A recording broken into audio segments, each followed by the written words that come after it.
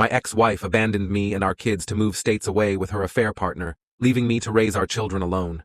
Over the past couple of years, I've fallen in love with her sister, and now I'm unsure of what to do. Hello, Reddit eyes plus here. When Jenna left, it felt like the earth had cracked open beneath my feet.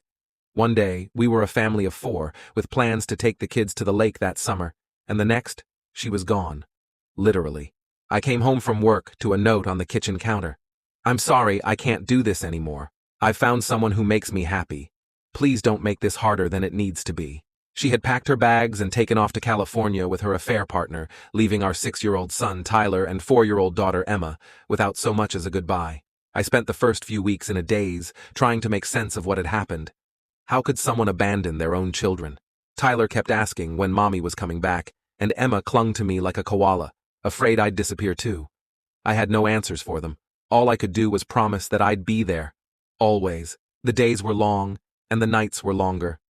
Between work, school pickups, bedtime stories, and trying not to fall apart, I barely had time to breathe. That's when Kara stepped in. Kara is Jenna's younger sister. She had always been the quieter, more grounded one of the two. When she found out what Jenna had done, she was furious. Not just for me, but for the kids. She came over the next day with groceries and stayed to help with dinner. That night, she tucked Emma into bed and sat with Tyler while he cried himself to sleep. At first, it was just little things. She'd stop by after work to drop off a casserole or offer to babysit so I could have a moment to myself. But as the weeks turned into months, Kara became a constant in our lives. She was there for school plays, soccer games, and even those chaotic Sunday mornings when Emma decided she was a cat and refused to wear anything but her tiger pajamas to church. She didn't try to replace Jenna. She was just there, steady, reliable, kind. I don't know when my feelings for her started to change. Maybe it was the night we stayed up until 2 a.m., assembling a dollhouse for Emma's birthday, laughing over how terrible we both were at following instructions. Or maybe it was the time she brought over a scrapbook she had made for the kids, filled with photos of happier times, so they wouldn't forget the good moments with their mom.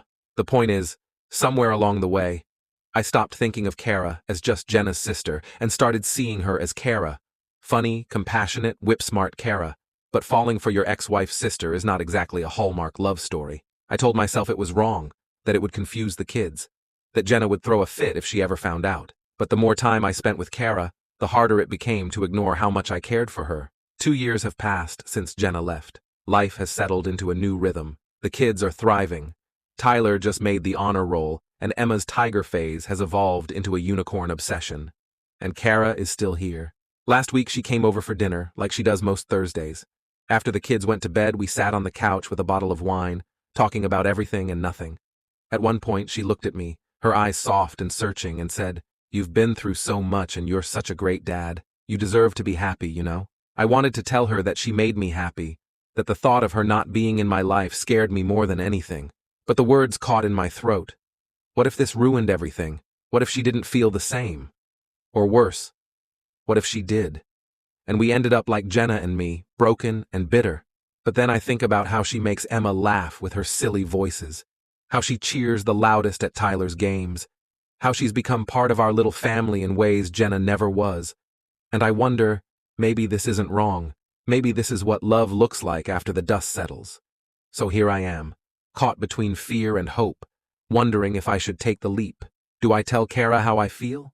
Do I risk everything for the chance at something real? Or do I stay silent, grateful for the incredible person she is, even if it's not in the way I secretly dream of? Life has a funny way of forcing you to make choices. Maybe it's time I made mine. What should I do? Audience of Reddit Eyes Plus,